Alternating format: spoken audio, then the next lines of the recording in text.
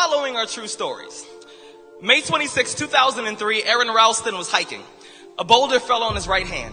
He waited 4 days. Then he amputated his own arm with a pocket knife. On New Year's Eve, a woman who was bungee jumping in Zimbabwe, the cord broke. She then fell into a river and had to swim back to land in crocodile-infested waters with a broken collarbone. Claire Champlin was smashed in the face by a 5-pound watermelon being propelled by a slingshot. Matthew Brobus was hit by a javelin. David Striegel was punched in the mouth by a kangaroo. The most amazing part of these stories is when asked about the experience, they all smiled, shrugged, and said, I guess things could have been worse. So go ahead. Tell me that you're having a bad day. Tell me about the traffic. Tell me about your boss. Tell me about the job you've been trying to quit for the past 4 years.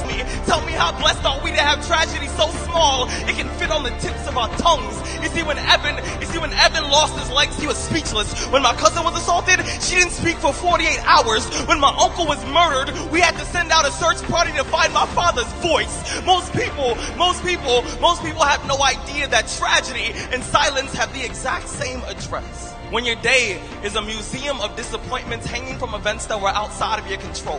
When you find yourself flailing in an ocean of why is this happening to me? Remember that every year 2 million people die of dehydration, so it doesn't matter if the glass is half full or half empty. There's water in the cup. Drink that shit and stop complaining. You see, muscle is created by repeatedly lifting things that have been designed to weigh us down. So when your shoulders feel heavy, stand up straight, lift your chin. Hell, call it exercise. Remember that life is a gym membership with a really complicated cancellation policy. Remember that you will survive. Remember, things could be worse. Remember, we are never, ever given anything that we can't handle. When the world crumbles around you, you have to look at the wreckage and then build a new one out of all the pieces that are still here. Remember, you are still here. The human heart beats approximately 4,000 times per hour, and each pulse, each throb, each palpitation is a trophy engraved with the words, you are still alive.